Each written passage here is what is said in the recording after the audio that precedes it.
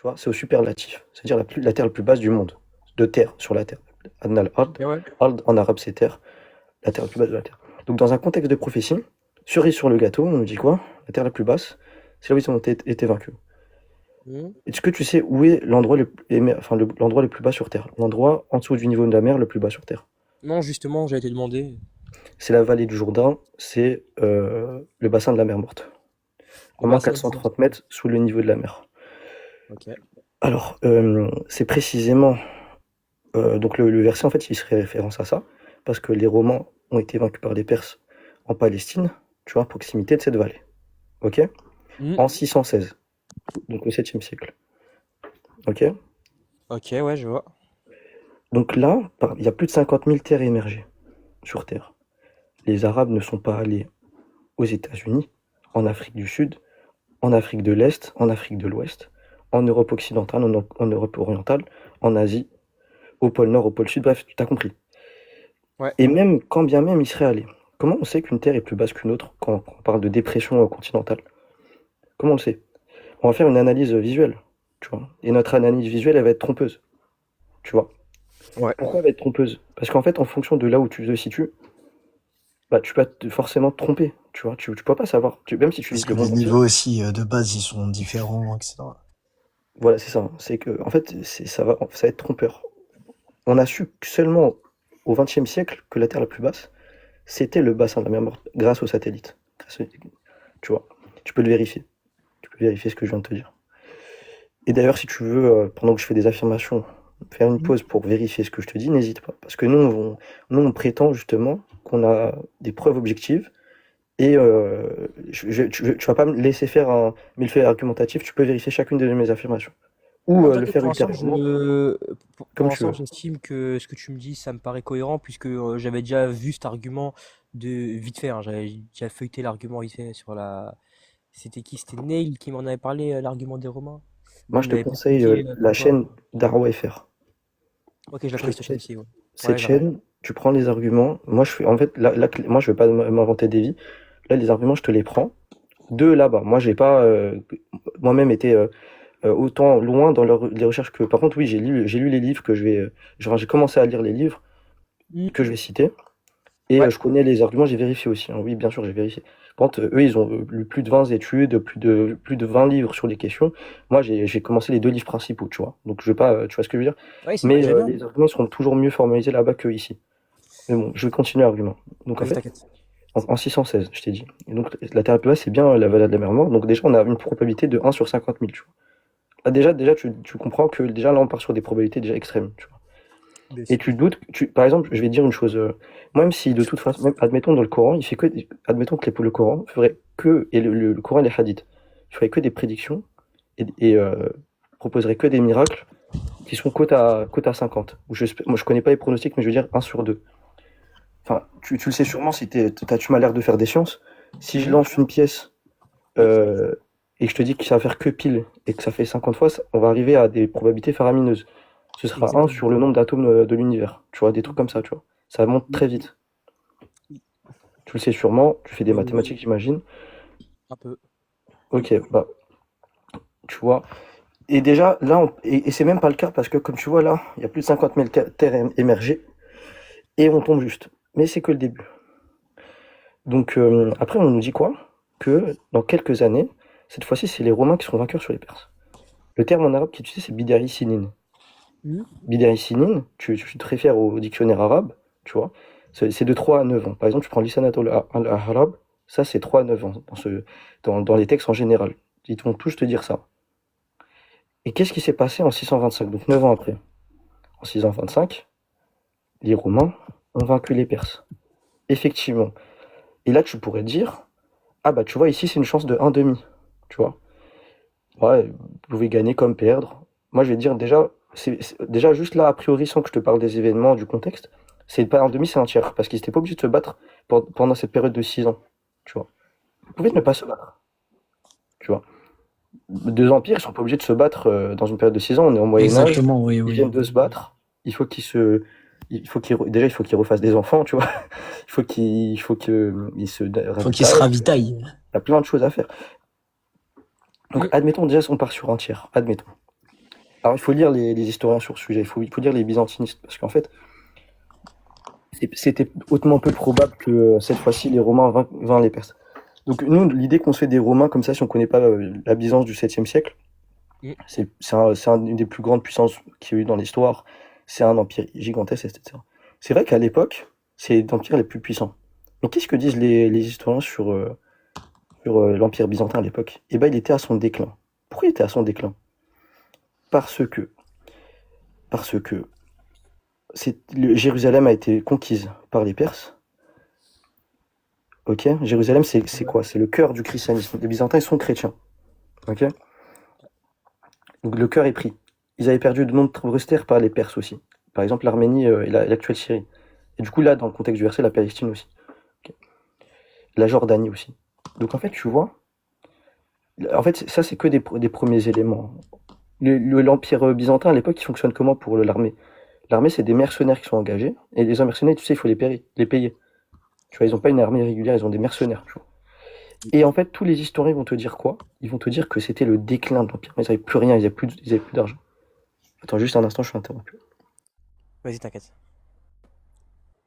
Oui, il est intéressant ce miracle, intéressant, intéressant. D'ailleurs, je crois que j'allais te poser une question d'ailleurs, Hichem, c'était qui? C'était à. Je sais plus si c'était à Léon Zer ou à Lion d'Or ou je sais plus quoi là. Bah, Euh, ils sont tous venus Ouais, sur mon live. MyBad. Du coup, je suis heureux là. ouais.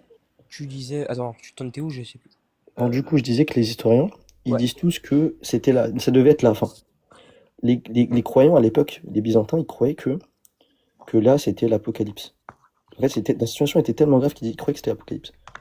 Et je vais te citer deux byzantinistes. James Howard Johnston, c'est un académicien à Oxford, un athée, qui est actuellement vivant, et son livre, il date de 2021, c'est The Last Great War of Antiquity. Dans ce livre, il te dit quoi? Il te dit, euh, en fait, si tu veux, c'est donc déjà comment dire, qu'au moment où ils ont été vaincus, Ouais. on n'aurait jamais pu imaginer que ils seront cette fois-ci vainqueurs plus tard. Et que, en fait, si tu veux, la victoire en 625 des Romains sur les Perses, euh, alors, attends, il faut juste me rappeler du passage. C'était, ça, on aurait dit que ça relève d'une intervention Intervention surnaturelle divine. dans les affaires des hommes. Ouais. C'est ça qu'il te dit Ouais. pour te décrire. Un athée, un historien athée, il te dit ça. Ils te disent aussi, il dit quoi aussi dans son livre? Donc The Last Great War of Antiquity, il te dit que en fait c'est le plus grand retournement de situation dans une bataille médiévale, dans une bataille antique, pardon, parce que là on parle de l'Antiquité tardive. T'as aussi Édouard Gibbon. Édouard Gibbon, euh, historien byzantiniste du 18e siècle, 19e siècle, pardon. Encore une fois, je crois que c'est un chrétien ou un athée, je sais plus. Il te parle directement de la prophétie du prophète. Parce que, en fait, lui-même, il te cadre ça. Ça correspond bien en 616, donc il dit que la prophétie arrive bien en 616. Donc elle est bien a priori la prophétie. Mm. Et en fait, c'était au moment le moment où le prophète.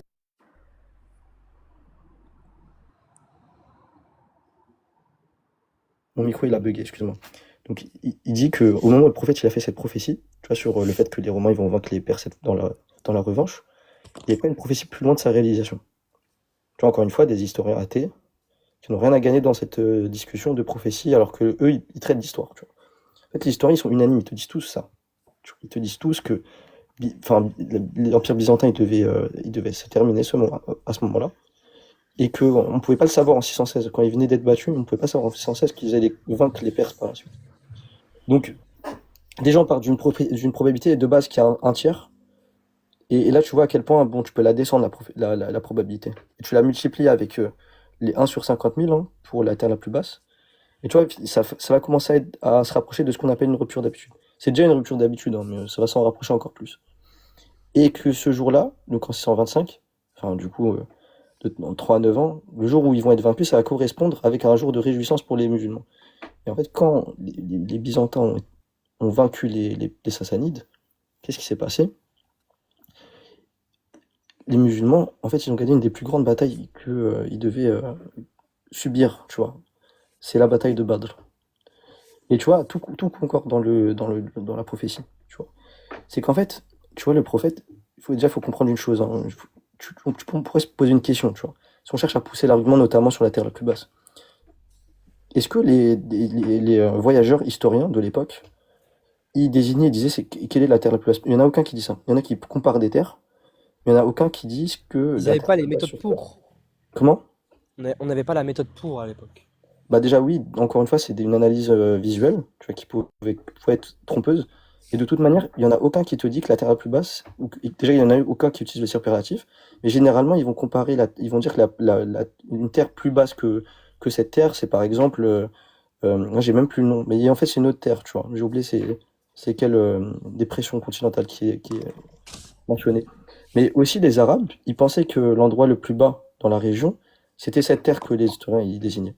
Donc en fait, tu vois, il y avait très peu de chances que déjà il ait cette intuition, le prophète, parce qu'il n'était pas là-bas. Il faut comprendre que lui, au moment où il fait cette révélation, il est à la Mecque. La Mecque, par rapport à la vallée du Jourdain, c'est extrêmement loin. À des semaines de marche, des mois de marche, tu vois. L'actuelle Palestine, comme je t'ai dit, tu vois. On est au Moyen-Âge, enfin on est en Antiquité tardive, tu vois. On n'a pas de voiture, tu vois. On se balade à dos de chameau, on se balade vas-y, maximum à dos de cheval, et voilà. Donc là, c'est déjà un premier miracle, tu vois, une première rupture des habitudes. Et qu'est-ce que tu en as pensé pour l'instant? Moi, j'ai plutôt des questions posées, tu vois. Vas-y, dis-moi. J'avais vu à la réponse de Neil qui m'avait déjà formé cet argument, il y avait un chrétien qui s'appelait Gabriel qui avait remis en question son oui, il se basait sur quoi? Sur des codex ou je ne sais quoi, en disant comme quoi que en fait parce que le fait que le Coran puisse prédire le miracle en question se soit arrivé après, tu vois. Ok, donc toi, tu questionnes la priorité, enfin, le fait que c'est a priori, tu vois, que la prophétie est a priori, c'est ça? Exactement. Je me dis que Donc, c'est pas je vais impossible. t'expliquer pour ça. Mais, En fait, le Codex Sana'a, sûrement, il parle sûrement de ça. Dedans ou pas? C'est, en fait, 200 000 manuscrits. Ouais, comme Je sais ça, pas. c'est 200 000 manuscrits. Un truc de fou avec ce que j'ai ajouté. Attends, je suis juste en train de parler Albanie ou Kosovo, je sais pas. Ah ouais, non, c'est bon, De- laisse-moi. Tu t'es monté pourquoi, juste rapidement, juste avant que je Bah, continue? écoutez, ça m'intéresse, ça m'intéresse. Toi, t'es quoi? T'es musulman, t'es chrétien? Je suis musulman, moi. bah non, son argument, il est pas éclaté. Si t'es musulman, Du coup, normalement, tu devrais y adhérer. non, mais en fait, écoute, Feuille, c'est un bot. Vraiment, faut pas l'écouter. C'est un bot. Mais du coup, ce que je disais, c'est quoi? C'est que, en fait, le codex Ana'a, en fait, c'est un codex de 200 000 manuscrits, tous identiques, tu vois, Ouais. et qui sont entre le premier et le quatrième siècle, tu vois. Donc, est-ce qu'on a un manuscrit qui est spécifiquement au moment de ça? Non. Par contre, la sourate Léon, parce qu'il faut comprendre que le regroupement du Coran, il est après la mort du prophète, que la paix de Dieu soit sur lui, tu vois. Mais les versets s'étaient mis à l'écrit. Donc, en fait, quand on parle de codex, on parle de manuscrit, tu vois, on parle de textes complets, tu vois. Mais Oui. en fait, au moment où le prophète était vivant, il y avait encore que des parchemins, tu vois. Il y avait des bouts de versets par-ci par-là. Le verset, il a été écrit a priori. Et ça, les historiens te le disent. Par exemple, Édouard Guébon. Édouard Guébon, que je t'ai cité tout à l'heure, il dit que la prophétie vient pas en 616. Pourquoi? Parce que les historiens du Coran, quand ils analysent le Coran, en fait, ils voient quoi? Ils voient qu'il y a deux types de sourates, deux types de chapitres. Les sourates mécoises et médinoises. Ok? Les sourates mécoises, il faut comprendre le contexte de Médine et de la Mecque, en fait, tu vois. À la Mecque, il y a tu connais peut-être les Koulaïchites parce que tu as une famille musulmane. Les Koulaïchites, c'est Non, je sais pas ce que c'est. les païens non musulmans. Donc, Ah, ok, ok. Les païens, là, je connais en qui, français, mais je sais pas. après, oui, il y a des Koulaïchites qui se sont convertis, bien sûr. Mais Ok. c'est des païens non musulmans qui, comment dire? Donc, tu vois, ils ont toutes leurs croyances, c'est des païens, tu vois. Alors qu'à Médine, il y a beaucoup plus de juifs, par exemple, tu vois. Donc, c'est deux contextes différents. Donc, il Ouais. fait sens que quand Dieu révèle des versets à Médine et à la Mecque, ouais, le contexte et sa manière de parler sera différente. Sa manière de communiquer avec la création sera différente. Et en fait, si tu veux, les musulmans, ils ont toujours dit, ça c'est consensus, même unanimité en religion, qu'il y a des versets, des sourates mécoises et médinoises. Et les histoires du Coran te disent la même chose, parce qu'en fait, l'explication la plus simple. Il y a un style différent pour les sourates mécoises et médinoises. Et les historiens sont d'accord avec le fait que la sourate Léorma, c'est une sourate mécoise. Or, le prophète était bien méca en 616. Et pareil, historien, encore une fois, je te renvoie à historien. Et quand tu prends tout le contexte, tu vois, prends toute la vie du prophète, tu prends toute la documentation, toutes les sources, tu prends aussi notamment les hadiths, c'est les paroles rapportées du prophète. Ça correspond à ça. Et aussi, on a d'autres sources que le Coran, d'autres sources que la Sourate Romain, qui fait mention de ce pari, notamment un hadith avec le compagnon qui est. Attends, je me rappelle. Ibn al-Khattab, tu vois, qui dit. Il me semble que c'est Ibn al-Khattab, tu vois, s'il n'y a pas de bêtises. Radiallahu Non, anhu. non, c'est Abu Bakr as-Siddiq. Non, je me suis trompé. Radiallahu anhu. En fait, il parle justement aux Mécois païens. En fait, si tu veux, il faut comprendre. Les Perses, à l'époque, c'est des Zoroastriens. C'est des païens, tu vois. Et les Byzantins, c'est des croyants, c'est des chrétiens, tu vois. Donc, en fait, il fait sens que les Mécois, à l'époque, ils se moquaient des musulmans parce qu'ils disaient qu'en fait, ils disaient quoi ce qui est rapporté dans les hadiths, c'est que les Qurayshites, les païens de la Mecque, ils se moquaient des musulmans parce qu'ils disaient que des croyants comme eux se sont fait battre par des païens comme eux, tu comprends? Donc en fait, les Mécois, ils se moquaient des musulmans parce que justement, les chrétiens se sont fait battre par des païens, tu vois. Et du coup, le compagnon que je t'ai cité, tu vois, Bakr al-Siddiq, il te dit, regarde, le prophète, il a dit quoi? Que la paix soit sur lui, je te dis dans le sens, je te rapporte dans le sens. Il a dit que, justement, continue à lire la vidéo de Van Reich, mais qu'est-ce que tu racontes? Wallah, qu'il y a rien, je fais au travail, là, il n'y a pas de Tu vidéo. m'envoies, Ouais, c'est pas grave. faudrait que tu m'envoies en Donc privé en après fait, les donc en fait, références. tu vois, Abu Bakr al-Siddiq, il dit en fait que dans 5 que dans 5 dans 5 ans, Ouais. il y a cette prophétie qui va avoir lieu, tu vois. Que en gros cette fois-ci, c'est les Romains qui vont vaincre les Perses. Et le prophète était là, que la paix de Dieu soit sur lui, il a dit rajoute, tu vois. Donc Oui. tu vois quand je t'ai dit tout à l'heure, c'est de 3 à 9 ans. En vrai, si tu prends même cette parole, c'est de 5 à 9 ans, c'est encore plus petit, tu vois. Comment dire? Le délai pour que la réalisation de cette prophétie, elle est encore plus petit. On n'est plus sur 6 ans, on est sur 4 ans. Mais je te cite cette parole pour te dire qu'en fait, il n'y a pas que la sourate, il y a pas que le fait que ce soit le Coran qui rapporte cette prophétie, il y a aussi les hadiths, tu vois. Donc, en fait, il y a plusieurs sources qui te rapportent ça. Donc quand le chrétien, il te dit les manuscrits, alors que de base, il faut parler de parchemin, parce qu'encore à ce moment-là, donc il est hors sujet, en fait. Il dit qu'il n'y avait pas de manuscrits à ce moment-là, mais oui, il n'y a aucun musulman qui te dise qu'il y avait des manuscrits pendant la vie du prophète, il n'y en avait pas. Ça n'existe pas, un manuscrit du Coran pendant la vie du prophète, parce que les compagnons, ils notaient le Coran par partie, et ça a été compliqué que à sa mort. Que la paix soit sur lui, tu comprends? Mais en fait, en fait, on peut même parler d'homme de paille ici, tu vois. C'est même pas notre position. Tu comprends, Sifax? Oui, oui, je comprends, je comprends. Et les historiens, encore une fois, ils sont d'accord avec le fait que c'est une prophétie a priori. Est-ce que tu pourrais m'envoyer les deux références des livres que tu m'as cités là? Ouais. Enfin, Alors, de quoi? C'était Édouard Gabon et quoi? Edouard Guibon, Guibon. Édouard Guibon, ouais. écrivant dans le chat, et Ouais, c'est intéressant, ça c'est intéressant. J'aime bien quand il y a des petits miracles comme ça dans l'histoire. J'aime bien. voilà. Donc là, si t'as d'autres questions, parce que j'ai fini sur les Romains. Donc si Moi, t'as j'ai des questions sur les une Romains, vas-y. question. Moi, j'ai une question plutôt concernant, on va dire, est-ce que vous, en islam, ben, en fait, c'est une question que j'ai posée, mais dont j'ai pas très bien compris la réponse. Est-ce que vous, en islam, vous avez une certaine sorte de hiérarchie des miracles? Par exemple, moi, je pense, c'est mon avis encore une fois, c'est une question. Je pense qu'il y a des miracles qui soient plus durs à produire que d'autres. Par exemple, pour moi, comme je l'ai dit parfaitement, Moïse qui prend son bâton et qui fend la mer en deux, pour moi, c'est le miracle absolu, tu vois. Genre, c'est le miracle qui relève vraiment de. Là, tu peux vraiment pas douter, tu vois. Mais du coup, est-ce que vous, en islam, vous faites des distinctions entre les miracles? Est-ce qu'ils sont classés? Est-ce qu'il y a un Mais classement? ça dépend, tu les classes pour qui? Tu les classes en Bah, termes de difficulté pour Dieu ou tu les En Voilà, classes termes de pour en l'être termes humain? difficulté, ouais. voilà, exactement, en termes de difficulté de réalisation du miracle. Bah pour Dieu, ça n'a aucun sens. Non, pas pour En Dieu. fait, si, Hichem, en fait, je vois ce qu'il veut dire. En fait, le truc, c'est que oui, effectivement, nous, pour estimer à quel point c'était difficile, bien sûr qu'on va faire des probabilités. Ah, il parle de ça. Oui. Oui, oui, je Maintenant, comprends. oui, pour Dieu, en fait, c'est une rupture des habitudes, Oui, un oui, habit oui, oui, habituel. ok. Dieu, il a des habitudes, le monde, il a des lois physiques. Quand il remonte de ces lois, que ce soit une loi probabiliste ou physique, bah, pour lui, tout est aussi facile. C'est ça qu'il voulait dire Hichem. Mais du coup, oui, on fait une hiérarchie quand on fait de l'apologie, quand on fait du prosélytisme. Oui, bien sûr qu'on fait une hiérarchie entre les prophéties et tout ça. Par exemple, au début, je t'ai dit qu'il y a plus de 50 000 terrains émergés, tu vois. Tu te doutes bien que c'est beaucoup plus difficile à pronostiquer peut-être qu'une victoire des Romains sur les Perses. Et encore, c'est à voir, hein, parce que la victoire sur les Perses, c'est vraiment basse. Là, je peux te donner une probabilité qui est plus facile à estimer, mais ça reste quand même. Enfin, moi, je dirais qu'intuitivement, c'est plus un pari plus difficile que l'antithèse, tu vois. Ok. Par exemple, dans le Coran, tu vois, le Coran, il décrit les nuages comme étant lourds, très lourds, tu vois. En Hmm. fait, soit les nuages sont lourds, soit ils sont légers, tu vois. Oui. Tu vas me dire, c'est un sur deux, tu vois. Ça peut être un sur deux. Maintenant, intuitivement, tu vois, quand tu vois comme un objet inanimé qui flotte dans le ciel, tu vas te dire plus de chances que ce soit léger que lourd. Pourtant, nous, aujourd'hui, on sait que les nuages, ils sont très lourds, tu vois.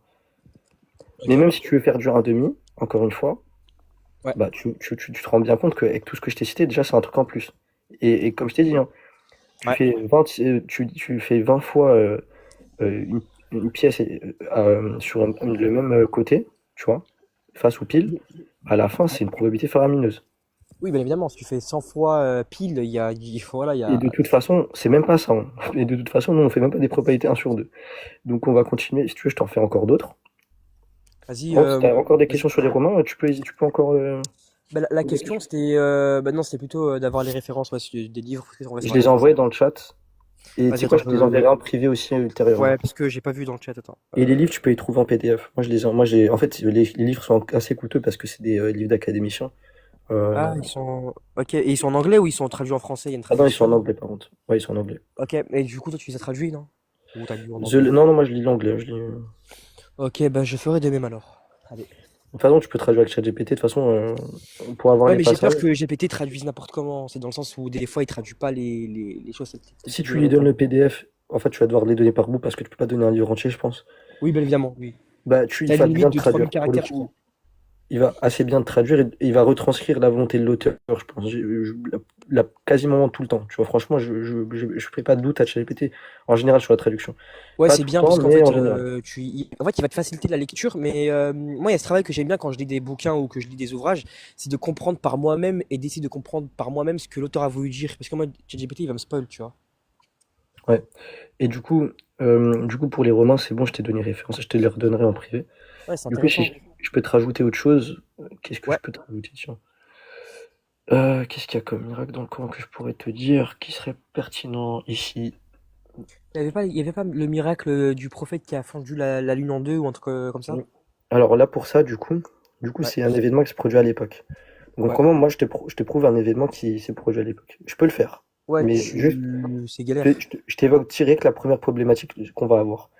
En Ouais. fait, si tu veux, comment les historiens ils font pour savoir qu'un événement s'est produit dans le passé, ou une dynastie ou quoi que ce soit? Ils ont une méthode qu'on appelle la transmission de masse.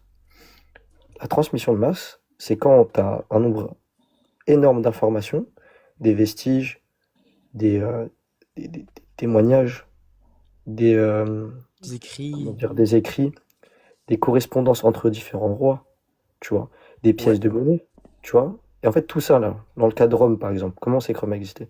On a toutes ces informations. Et en fait, la quantité d'informations fait que il est impossible que le monde s'est accordé sur un mensonge, sur l'existence de Rome, tu vois. Pour faire un canular à notre époque, pour dire que Rome existait. Et en particulier pour le... Ça, c'est la méthode historique, hein, de la transmission de masse. Pour la lune fendue en deux. Alors, en fait, nous, dans les types de hadith, les types de paroles rapportées du prophète, paix et paix sur lui, on a plusieurs types. Et le plus haut degré d'authenticité pour un hadith, pour une parole du prophète, c'est un hadith authentique, mutawatir. Mutawatir, ça veut dire transmis massivement, transmis Longue en chaîne de masse. transmission. Ok. Comment? Hein? T'as dit quoi, Hichem? Mutawatir, c'est longue chaîne de transmission. Non, c'est pas ça. Non, non, pas du tout. Hichem, en gros, c'est plein de chaînes de transmission. C'est pas une longue chaîne, Oui, c'est plusieurs plutôt chaînes. le nombre en fait. Voilà. Ça veut Parce que dire que Ahad, c'est quand elle est interrompue. En fait, Ahad, c'est quand, par exemple, il y en a qu'une et que, genre, elle a ça remonte été. à un compagnon. Ahad, c'est quand ça remonte à un compagnon. Et qu'elle est unique, je crois. Bref, du coup, Ouais, pour un hadith sahih mutawatir, c'est un hadith transmis massivement et ouais. authentique. Et en fait, cette observation, elle a été transmise par des non-musulmans et des musulmans. Parce qu'en fait, si tu veux, faut se mettre encore une fois dans le contexte. Ça, c'était à la Mecque, tu vois. Donc les Qurayshites, tu vois, les Mécois non-musulmans, tu vois, les païens, Oui. ils ont vu ça, il y en a, ils se sont convertis, il y en a, ils sont restés païens, ils ont dit que c'était un sorcier, tu vois. Et en fait, Ok. eux-mêmes, ils ont transmis cette vision. Ils ont transmis cette information, tu vois. Mm. Et en fait, quand tu regardes vis-à-vis de cet événement, au niveau des hadiths, on a énormément de chaînes de transmission sur cet événement. Donc c'est comme ça qu'on sait que ça s'est vraiment arrivé, tu vois. Donc là, il y aura une certaine épistémologie, et pour que tu te prouves ça, en fait, il faudrait rentrer dans les hadiths, rentrer dans la Ouais. chaîne de transmission. Et Ouais. ce travail, je te conseille de le vérifier sur. Je vais pas le faire tout ce travail-là, ce serait trop Oui, long, bien sûr. j'imagine. Oui, Et c'est même trop moi, long. honnêtement, je prétends pas Ouais. avoir des compétences poussées en sciences du hadith pour te le faire. Ouais, je Mais comprends, en je gros, comprends. faut avoir une certaine épistémologie vis-à-vis de cette science-là. Ouais, j'irai me renseigner par rapport à. Ouais, j'irai me renseigner. Mais moi, je préfère présenter des prophéties, notamment, tu vois, des miracles scientifiques. C'est-à-dire des